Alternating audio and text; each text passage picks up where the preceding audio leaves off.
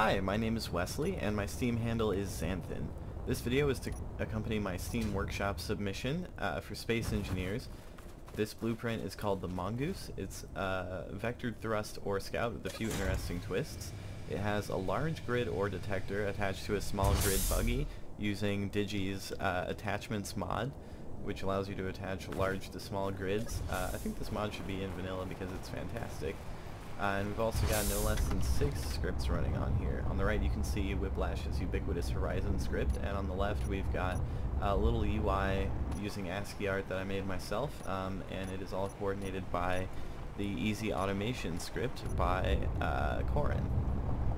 We'll have links to all the scripts in the description. So we've also got a script for Ackermann steering that makes driving at low to medium speeds a lot easier. Unfortunately, it has a little bug where sometimes steering will get inverted on the front or back wheels, so we've got some little buttons on tab number 3 to take care of that. So now that we're off and rolling, you just want to make sure that you're tabbed over to the vector selector, which is tab number 2, so you can control your vector thrust without mashing any other keys.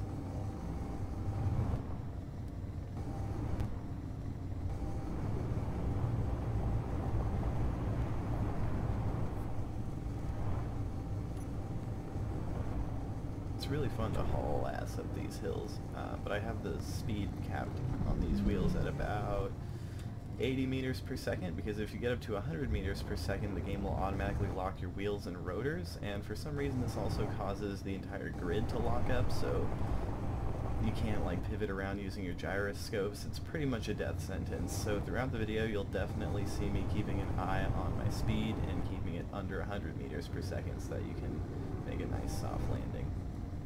The other thing to keep in mind is that those little wrinkles in the ground, those little micro fissures, really just play havoc on your wheels. So if you're going to land on those, you want to use your air brakes to slow down and make it nice and easy on your suspension.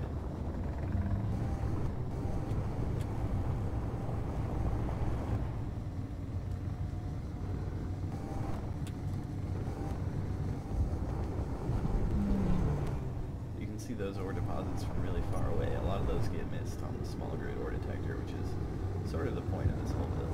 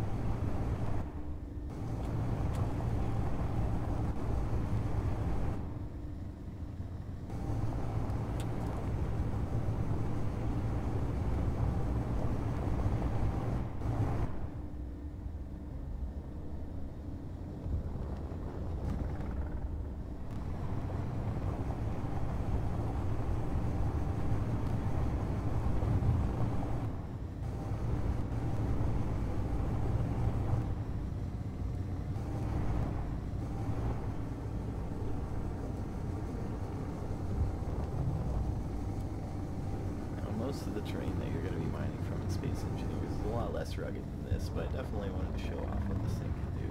As you can see right there, we took a little bit of damage on that button panel, but fortunately we've got an automatic repair function that I can show off at the end of the video that I'll show you how we can get this welded up nice and easy.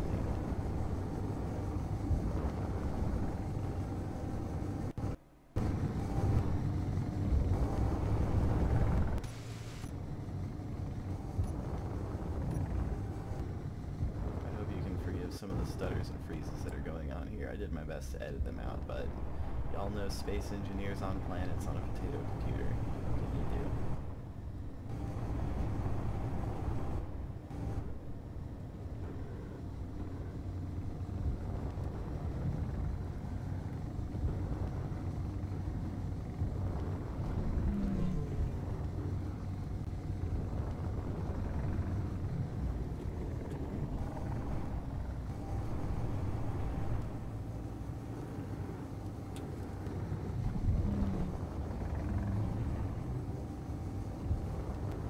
So for those of you who are familiar with Whiplash's scripts, you probably already know that this employs his rotor thruster manager, but for those of you who haven't seen it before, it is really nice, and as long as you've got your rotors locked, they'll work for you just as well as a static rotor mounted directly on the grid.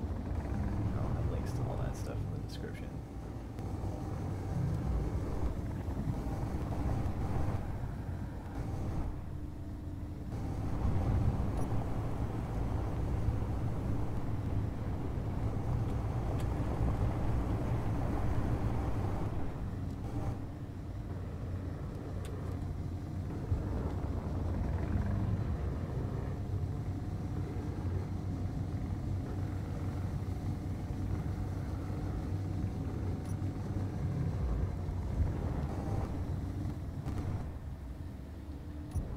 So I think we've run into enough rocks and trees at this point that it's time to find a nice safe flat space to do a little bit of repair work.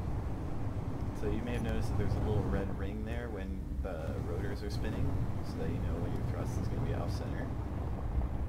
And here we've got a little blue ring that displays when we're going into or out of repair mode. Once we enter repair mode, you're going to see a 3D ship projection on the right hand side. That script is by Georgik.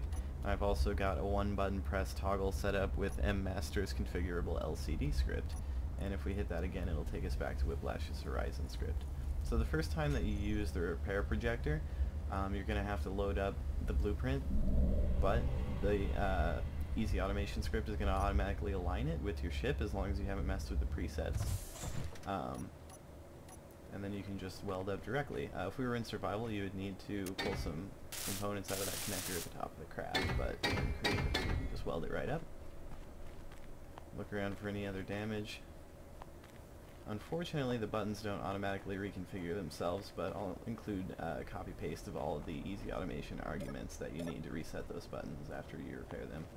So that's basically it for the demonstration. I hope you guys enjoyed the video and that you'll have fun driving this thing around if you decide to download it off the workshop. Before I go, I'll show you just a couple of quick clips of what not to do.